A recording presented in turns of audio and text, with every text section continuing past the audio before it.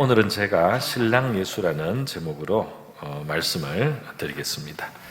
오늘 우리가 함께 봉독한 고린도후서 11장에서도 한 남편인 그리스도께로 우리를 드리려고 중매한다는 사도 바울의 그 복음의 의미를 결혼의 비유로 이제 설명을 한 것입니다. 우리 예수 믿는 것은 어떤 의미에서 영적으로는 예수 그리스도의 혼인이라고도 할 수 있을 만큼 그런 면들을 이제 가지고 있습니다. 거기에 대해서 자세히 이제 설명을 더 드리도록 하겠는데요. 예수님께서는 이 천국에 구원받은 그런 상태를 이 혼인잔치로 이제 비유하신 것이 마태복음의 22장 같은 데 보면 있습니다. 천국은 마치 자기 아들을 위해서 혼인잔치를 베푼 어떤 임금과 같다, 이런 표현도 있고요. 또 우리 저 신약의 맨 끝에 가서 계시록에 보면 19장의 끝쯤 가서 보면은 우리가 천국에서 그 즐거워하고 기뻐하고 영광을 돌리면서 바로 어린 양이신 예수님을 말하죠. 우리를 위해서 희생하신 어린 양, 그 제물이 되신 것입니다.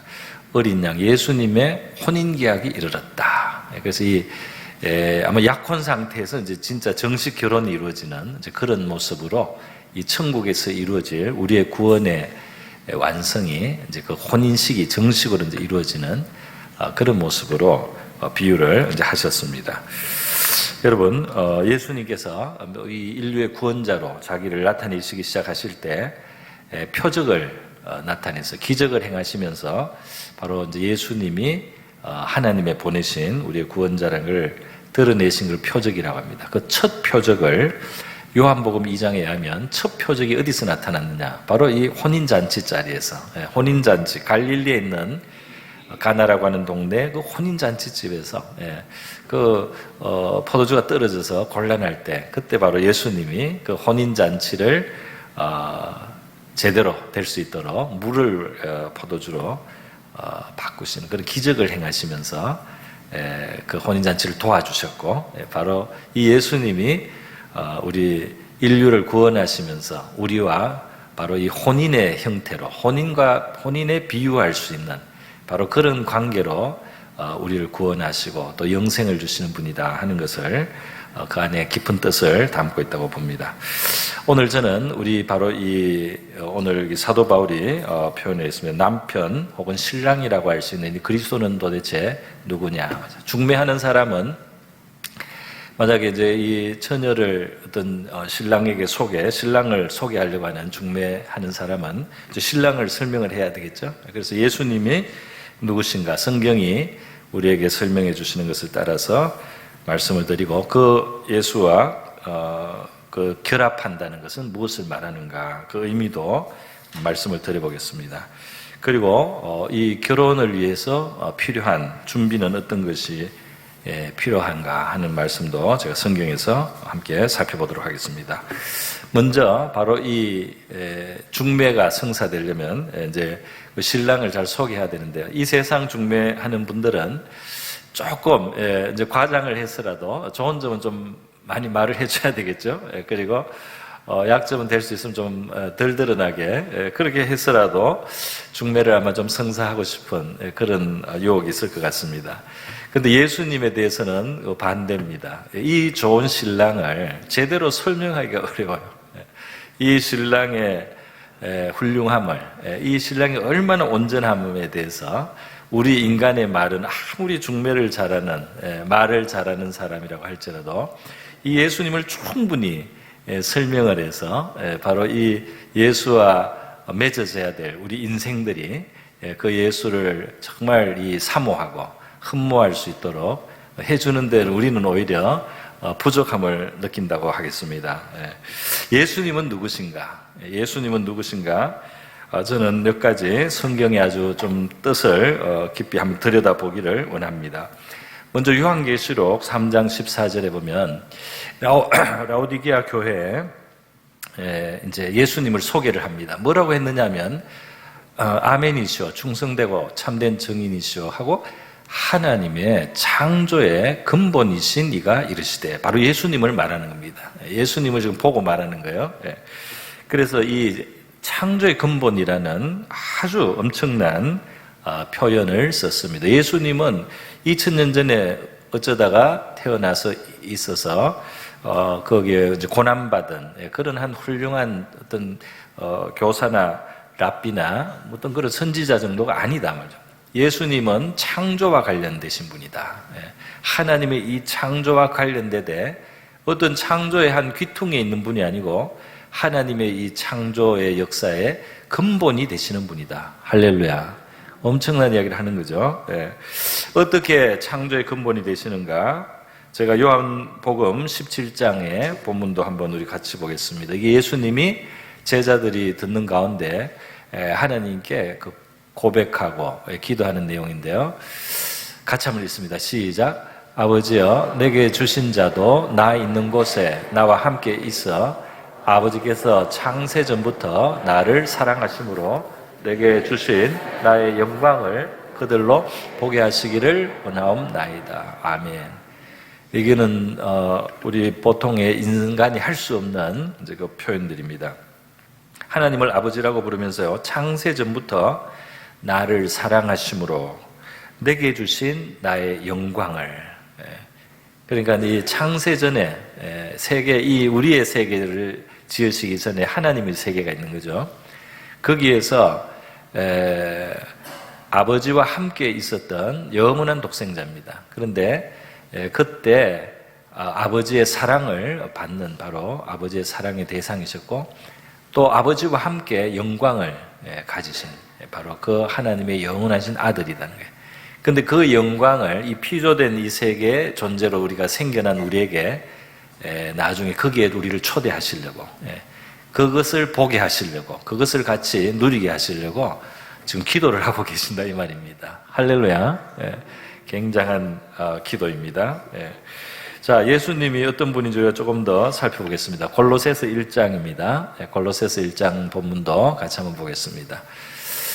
네, 같이 읽습니다. 시작. 그가 우리를 흑암의 권세에서 건져내사 그의 사랑의 아들의 나라로 옮기셨으니 그 아들 안에서 우리가 속량 곧 죄사함을 얻었도다.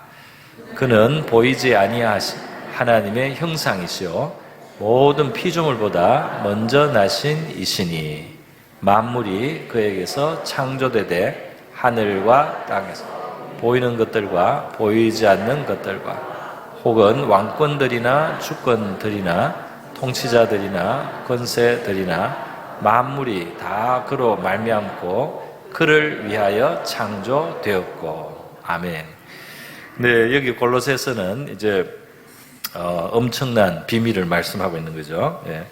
이 속량 죄 사함을 얻었다. 우리 예수 믿고 이제 죄 사함 받았다. 예수님의 십자가 희생, 아들의 희생을 값으로 해서 우리가 죄의 용서를 받아서 우리 죄값을 치르셨다 이 말입니다. 속량, 죄값을 치려서 우리를 건진다 이런 뜻이에요. 죄의 종이었던 우리를 또는 형벌을 받아야 됐던 사탄에게 속했던 우리를 건져냈다. 팔렸던 우리를 되찾았다 이 뜻입니다.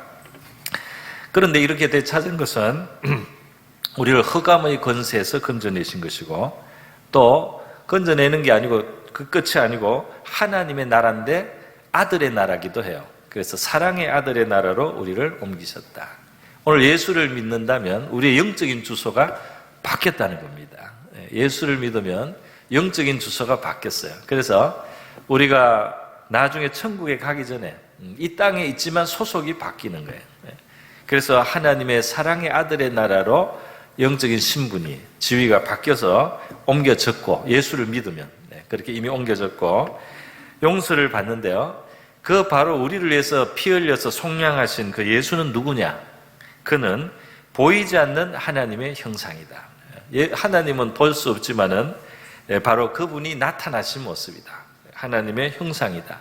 그리고 이분은 피조물이 아니어서 모든 피조물보다 먼저 계셨던 분이다. 먼저 나신 분이다. 이렇게 말을 했습니다.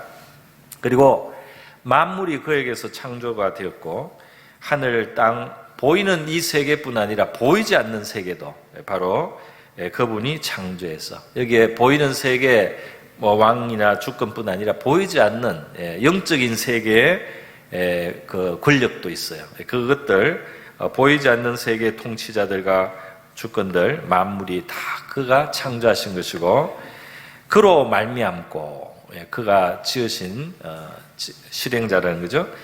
또 놀랍게도 그를 위하여 창조되었고 그를 위하여 창조되었고 이 우주가 왜 있느냐 말이에요. 이 세계가 왜 있느냐 말이에요.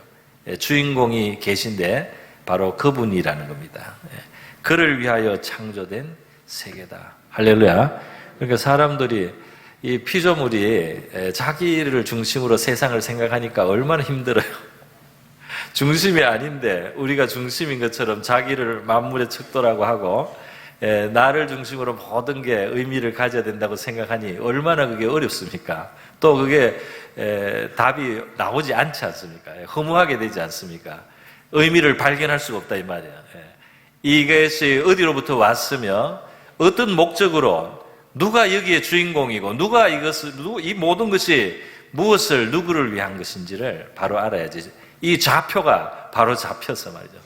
좌표를 바로 잡아야지 우리가 정확하게 파악을 할 수가 있고 의미를 발견할 수 있다 이 말이죠. 우리 인생의 의미도 바로 그리스도 안에서 발견되는 줄 믿습니다. 예수님을 주인공으로 한 이 세계라는 것을 알았을 때 우리 인간도 바로 주님과 함께하는 우리의 위치를 깨닫고 우리의 의미가 살아난다 이 말이에요.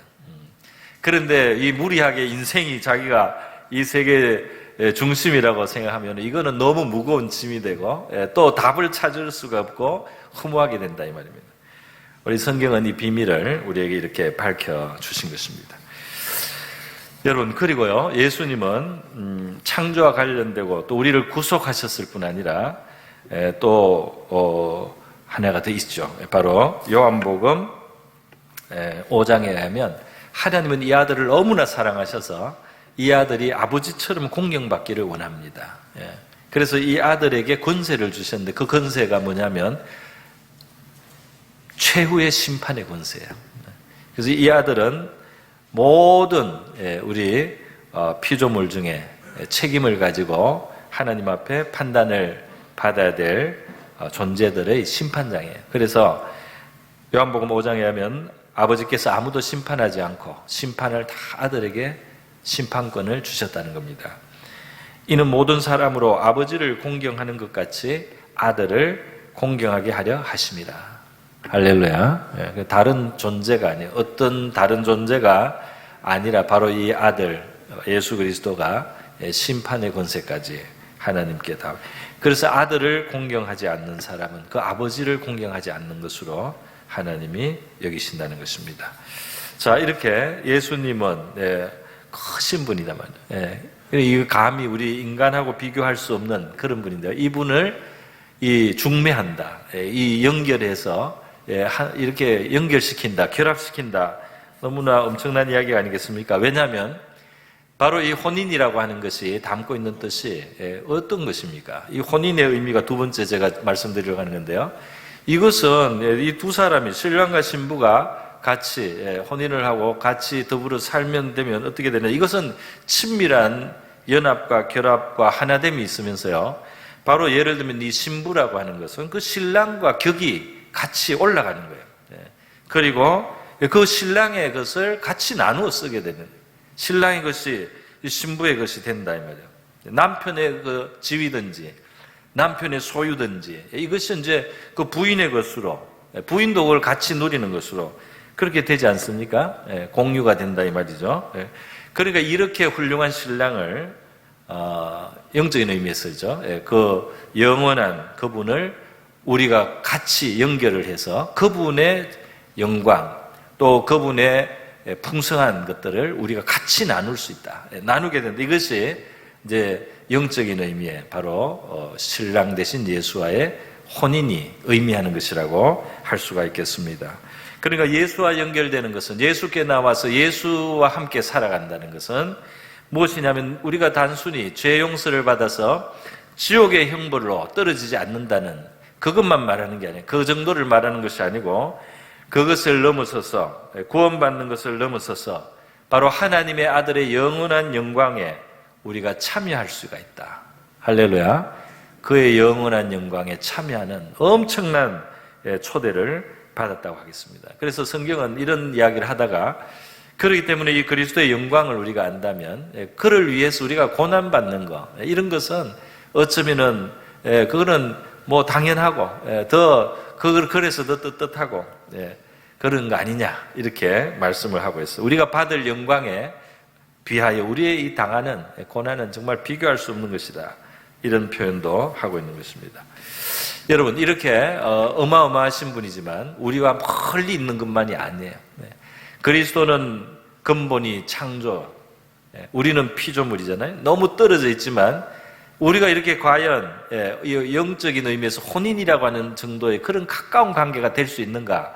될 수 있다는 거예요. 그 근거가 성경에는 설명이 되어 있습니다. 그 근거가 뭐냐면요, 고린도서 4장에 보면은 이런 말씀이 있습니다. 고린도서 4장 같이 읽어보겠습니다. 시작. 그 중에 이 세상의 신이 믿지 아니하는 자들의 마음을 혼미하게 그리스도의 영광의 복음의 광채가 비치지 못하게 함이니 그리스도는 하나님의 형상이니라. 그러니까 여기에 그리스도가 하나님의 형상이다 하는 말씀을 했어요. 우리는 하나님에 대해서 다 모르니까, 하나님을 다 알기에는 우리가 너무 작아요. 그렇지만은 어쨌든 그리스도를 하나님의 형상이라고 하니까 하나님이 나타나신다면 바로 그리스도구나, 이렇게 아주 간단하게 이해를 해볼 수 있겠습니다. 하나님이 모습을 가지고 나타나시면 바로 그리스도구나, 이렇게 설명을 해보겠습니다. 자, 그런데 여러분, 하나님의 형상이라는 바로 그리스도의 그 본질을 우리가 기억을 하면서요, 창세기를 읽으면 새로운 것을 깨닫게 됩니다. 창세기 1장에 보면 하나님이 천지를 창조하실 때 다른 것을 다 창조하시고 마지막에 사람을 창조하시는데요, 1장 26절에 보면 하나님이 이르시되 우리의 형상을 따라 우리의 모양대로 우리가 사람을 만들어서 이 만물을 다스리게 하자, 그렇게 했어요. 다스리게 하자 하고, 27절에 보면 하나님이 자기 형상, 곧 하나님의 형상대로 사람을 창조하시되 남자와 여자를 창조하시고, 남자 여자가 다 하나님의 형상으로 지음을 받은 그 인간이라는 의미에서, 사람이라는 의미에서 하나님의 형상이다. 그러니까 우리 사람은 하나님의 형상으로 지음을 받았다. 이게 사람이 얼마나 존귀하고 거룩하냐 말이죠. 사람이 얼마나 높고 영광스럽습니다. 하나님의 형상이니까. 그냥 동물에서 영리한 게 하나 나온 게 아니고, 이것은 특별히 하나님이 창조주를 닮아서 우리 만든 우리 피조물이다 말이에요. 그러니까 얼마나 존귀해요. 그런데 그게 전부가 아니죠. 우리가 하나님의 형상이기 때문에 존귀할 뿐 아니라, 앞에서 제가 봤던 우리가 바로 앞에 9절 고린도후서 4장에 넣은 대로 그리스도가 말이죠, 영원 전부터 하나님의 형상이신다. 희한하죠. 우리 사람이 하나님의 형상으로 지었는데 그리스도는 영원히 하나님의 형상으로 이미 계셨다, 이 말이에요. 그러면 여기에 우리 그리스도와 우리 사람이 얼마나 가까울 수 있는지, 그 가능성이, 그 근거가 있다, 이 말입니다. 그러니까 또 달리 말하면, 쉽게 말하면 그리스도는 원래 계신 하나님의 형상이고 우리는 나중에 지어진 하나님의 형상이다. 그러니까 그리스도와 우리 사람은 누구나 사람이라면, 교회를 다니는 신자건 아니건 상관이 없이 그 사람이 사람이라면 그는 하나님의 형상입니다. 그리고 그는 그리스도가 원래 형상인 그 본을 따서 만든 피조물이다, 이 말입니다. 할렐루야. 여러분, 그렇기 때문에 하나님의 형상이라는 점에서 우리하고 그리스도는 이게 들어맞게 원래가 이게 짝이 되도록, 원래가 하나로 합칠 수 있는 바로 이 공통점을 가졌어요. 바로 우리가 그렇게 지음을 받을 때 그 원본을 따라서 짝이 될 수 있도록 지음을 받은 것이 사람이다, 이 말입니다. 여러분, 그래서 히브리서 1장에 보면 예수님은 이렇게 설명이 됩니다. 이는 하나님의 영광의 광채십니다. 그 본체 형상입니다. 이렇게 되어 있어요. 하나님의 형상인데 본체 형상이고, 그 본체시면서 형상이고, 우리는 피조물이면서 형상입니다. 바로 이분이 이 세계를 붙드시고 있고 죄를 정결하게 하는 일을 하셨다. 오셔서 이 세상에 오셔서 십자가의 고난을 당하셨다 이 말이에요. 그 인류를 죄에서 건지시는 것은 창조의 근본이신 분이 오셔서 한 일이지 어떤 한 사람이 한 일이 아닙니다. 그래서 죄를 정결하게 하는 일을 하시고 다시 죽으셨다가 부활하셨죠. 부활하여 승천하셔서 올리시는 것을 제자들이 봤습니다. 높은 곳에 지극히 크신 이 우편으로 올려가셔서 앉으셨습니다. 이렇게 예수님이 누구신지를 설명을 한 겁니다.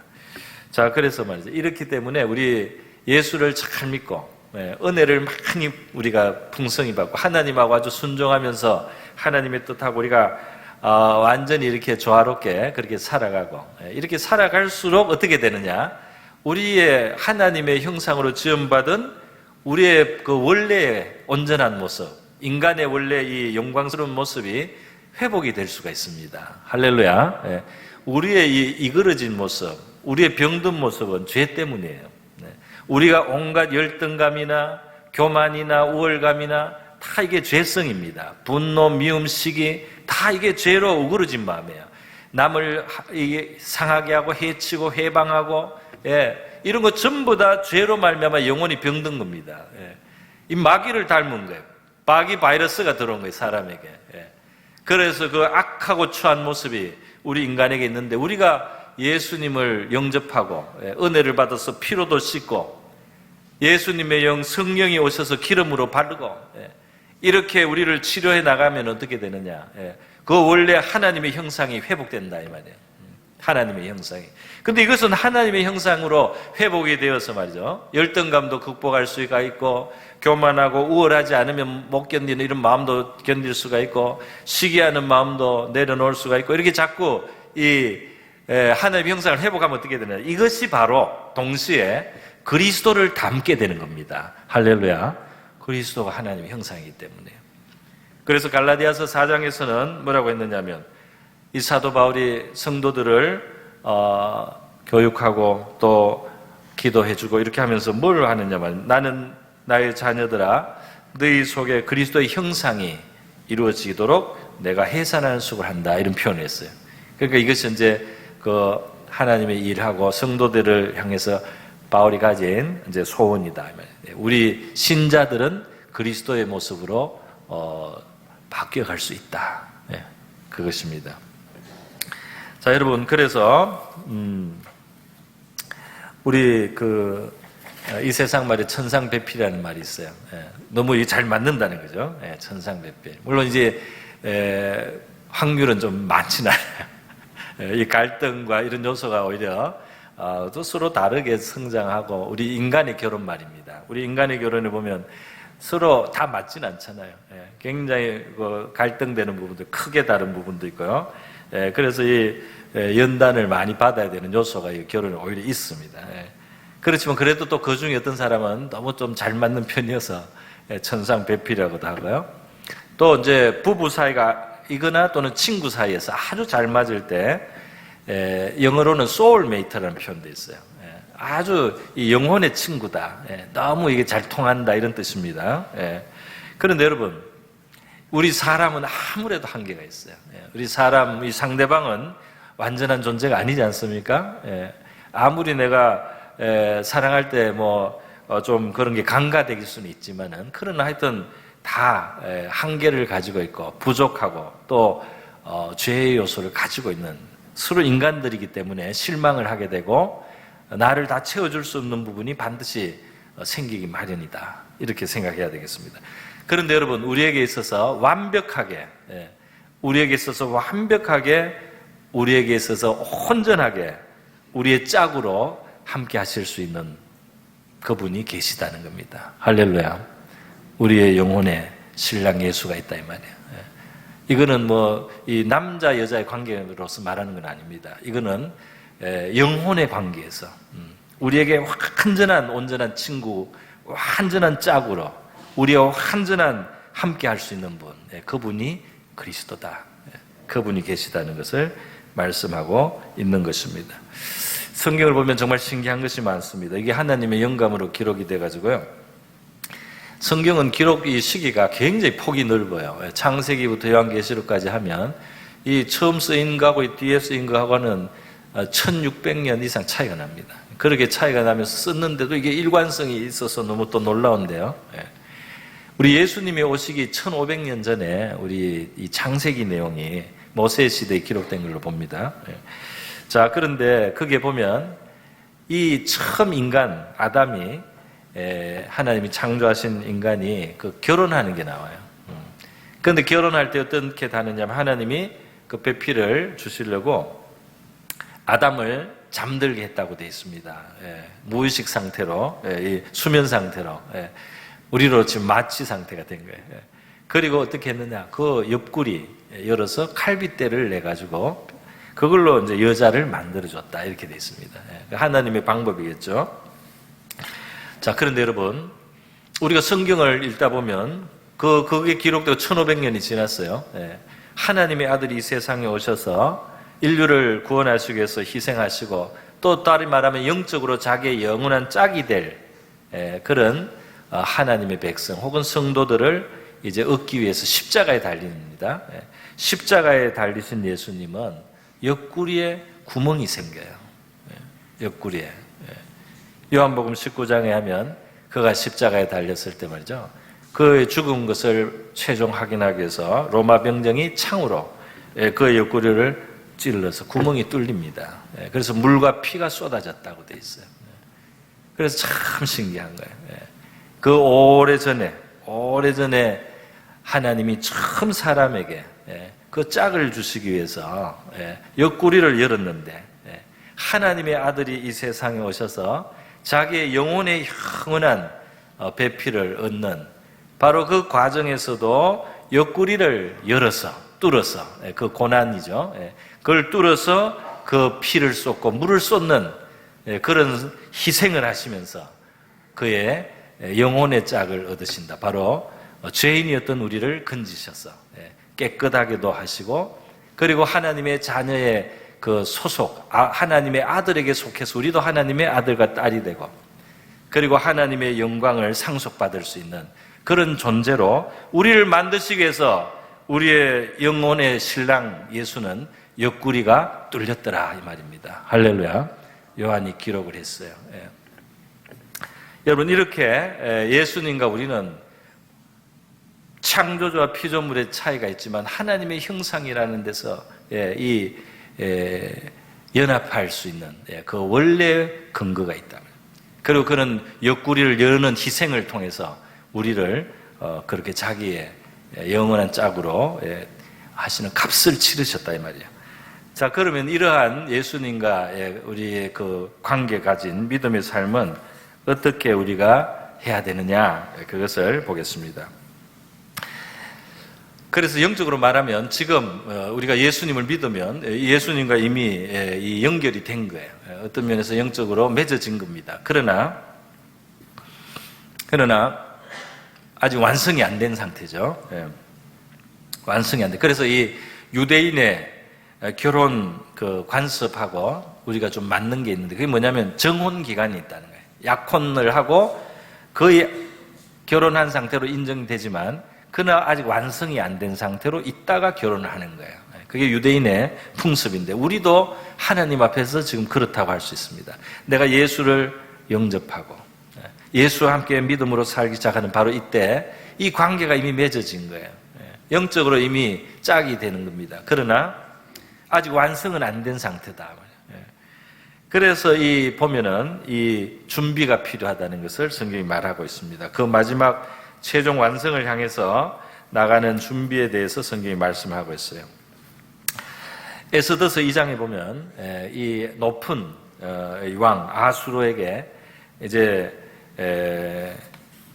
그 처녀 에스더가 그 왕에게 나가기 위해서 준비하는 모습이 나오는데요. 대단한 준비를 합니다. 보면 1년을 준비를 해요. 바로 나가지를 못해요. 그래서 1년을 준비를 하는데 처음 6달은 모략기름을 쓴다. 모략기름으로 자기를 계속 단장을 한다. 그리고 그 다음에는 또 6달 동안 향품과 다른 물품을 써서 몸을 정결하게 하는 기간을 가진다. 그래서 그리고 나서 왕을 만나러 간다. 이렇게 되어 있습니다.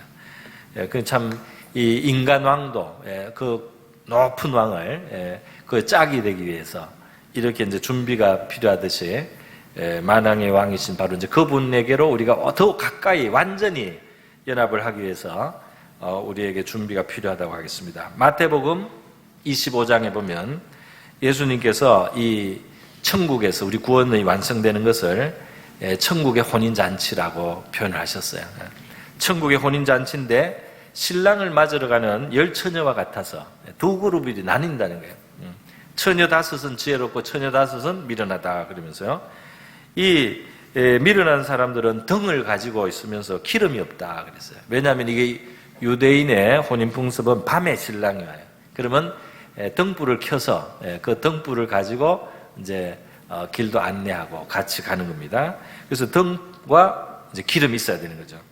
그런데 이 슬기로운 사람들은 등과 기름을 다 가지고 가는데 미련한 사람들은 등만 가지고 가고 기름이 없다 이 말이에요. 그렇게 하다가 신랑이 들이닥쳤을 때 밤에 불이 없어서 갈 수가 없다 이 말이에요. 그래서 슬기 있는 자들 기름을 빌릴 수도 없고 모자라기 때문에 그래서 이제 자기들은 사러 나가고 막 이러는데 그 사이 이제 혼인잔치의 문이 이미 닫힌다는 겁니다. 그래서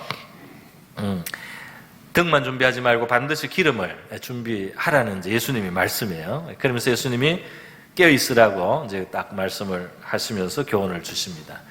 자, 우리가 이 기름이 뭐며 등은 뭐냐 이렇게 생각해 볼 수 있는데 너무 이제 많은 복잡한 생각을 하기 전에 우리 아주 바로 생각할 수 있는 게 있어요. 그게 뭐냐면 이 형식 등이라고 하는 그 등불 켜는 등이 있지만 안에 내용물이 없는, 그래서 불을 켤 수 없는 등으로 있으면 안 된다는 거잖아요.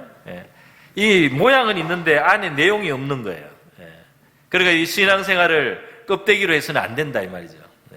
그냥 왔다 갔다 하는 그거 출입하는 것만으로 그것이 충분하지 않다 이 말이에요. 그 안에 기름이 있어야 된다. 우리 이 신앙이 교회를 출입하고 예배를 참석하는 이 형식이 있어야 되겠죠. 그런데 우리 하나님 앞에 참 믿음을 가져야 될 줄 믿습니다. 진짜 믿고 믿음의 생활을 해야 되는 거죠. 그냥 형식적으로 오가는 무늬만 믿는 이것은 충분하지 않다 이 말이에요. 그 형식적으로 교회를 다니는 그 모습도 있어야 되지만 그 안에 진짜 하나님을 믿는 믿음, 진짜 예수님하고 같이 살아가는 신앙생활 있어야 되겠다 하는 것입니다. 할렐루야. 껍데기로 만족하고 있으면 안 된다는 것을 말씀을 했습니다. 또 하나 예수님이 이 천국을 결혼에 비유를 하신 것이 마태복음 22장에도 있습니다. 거기에 보면 이 준비가 또 하나 있어요. 뭐냐면은 뭐라고 하시느냐 하면은 임금이 아들을 위해서 결혼 잔치를 베푸는데 사람들이 안 와서 뭐 저 멀리 있는 사람들까지 불러서 이제 잔치를 합니다. 그런데 이 많은 사람들이 왔는데 어떤 사람이 예복을 안 입고 왔다는 거예요. 예복을 안 입고 온 사람은 나가야 된다는 겁니다. 예복을 안 입으면 안 된다는 거예요. 그래서 그 이야기를 예수님이 하셨어요. 예복을 입지 않은 사람은 여기 있을 수 없다 말이에요. 임금이 내보낸다는 거예요. 자, 여러분, 이 혼인잔치의 예복은 뭐냐? 천국에 가는데 그 조건이 뭐냐? 갖춰야 될 게 뭐냐? 보니까 천국의 초대는 회개를 조건으로 합니다. 회개하라, 천국이 가까웠느니라. 회개하라, 천국이 가까이 왔느니라. 회개하는 것. 회개라는 것은 하나님께로 마음을 돌렸다는 겁니다. 하나님을 모시고 살아간다는 것. 하나님을 중심으로 살아간다는 것. 이것이 이제 회개입니다. 하나님을 중심으로 살아가니까 양심을 따라 살아가게 되는 거죠. 자, 그래서 바로 이 회개한 삶의 모습을 조금 더 구체적으로 설명해 주는 것이 요한계시록 19장에 또 나와요. 요한계시록 19장에서 또 여기서도 우리의 구원의 완성을 혼인잔치로 설명을 했습니다. 혼인잔치 19장 7절 우리가 즐거워하고 크게 기뻐하며 그에게 영광을 돌리세. 어린 양 바로 예수님입니다. 어린 양인데 예수님의 그 별명을 이런 양이라고 부르는 것은 6월절 어린 양이라고 그 양을 잡아서 피를 흘려서 구원을 받았잖아요. 멸망하지 않았어요. 그래서 그 예수님의 별명이 어린 양이에요. 어린 양의 혼인 기약이 이르렀고 영원한 배필과 결합한다는 것입니다. 이르렀고 그의 아내가 자기를 준비하였으므로 어린 양의 그 이제 신부 아내가 준비됐다는 거죠. 바로 이제 성도가 준비된 겁니다. 준비가 됐는데 그게 뭐냐? 그에게 빛나고 깨끗한 우리 같이 한번 읽겠습니다. 시작. 그에게 빛나고 깨끗한 세마포 옷을 입도록 허락하셨으니 이 세마포 옷은 성도들의 옳은 행실이로다 하더라. 그러니까 이게 깨끗한 그 예복, 깨끗한 혹은 그 신부의 복장이 뭐냐 했을 때 그것은 성도의 옳은 행실. 옳은 행실은 바로 이제 회개한 모습입니다. 옳은 행실, 회개한 모습. 그것을 가지고 주님을 만나야 된다 이 말입니다. 할렐루야. 그래서 우리가 예수님 앞에 나와서 우리 용서받고 우리가 돌이킨 마음으로 옳은 행실을 가지고 선한 양심을 따르고 그렇게 우리가 살아갈 때 이게 이제 준비가 된 거고 주님을 만날 수가 있고 그날에 우리가 예비된 사람이 된다 하는 말씀이 되겠습니다. 여러분, 성경은 바로 예수님께 대한 책입니다. 그리고 우리는 바로 이 예수님께 오라고 초대를 받는 겁니다. 그리고 이 예수님을 우리가 초점으로 해서 우리가 영생을 주시는 하나님의 선물을 받는 거예요. 그래서 바로 이 아들이 있는 자에게 생명이 있다 이렇게 설명합니다. 이 아들이 빠지면은 생명이 없다는 겁니다. 그래서 바로 이 아들, 하나님의 아들, 또 우리의 영혼이 함께할 우리의 영원한 짝이 되시는 그분, 그 예수와 함께 사는 거 말이죠. 그 예수와 친밀하고 그 예수의 것이 공유되는 삶, 이것이 이 땅에서부터 시작해서 영혼으로 우리가 누려야 될 영생의 내용인 것입니다. 여러분, 예수님께로 오라. 예수를 영접하라. 왜 그렇게 말씀하는지 아시겠습니까? 예수님과 함께 살라. 죄의 용서를 받을 뿐 아니라 하나님의 아들과 딸로 살아갈 수가 있고 그리고 천국이 주어진다는 것입니다. 오늘 우리 예수님 안에 영적으로 말하면 신랑이라고 하는 결혼이라고 하는 그만큼 가깝고 그만큼 같이 공유하게 되는 바로 이 구원의 삶으로 우리를 불러주신 하나님께 감사드리고 그 하나님께 믿음으로 화답하는 저와 여러분이 될 수 있기를 바랍니다.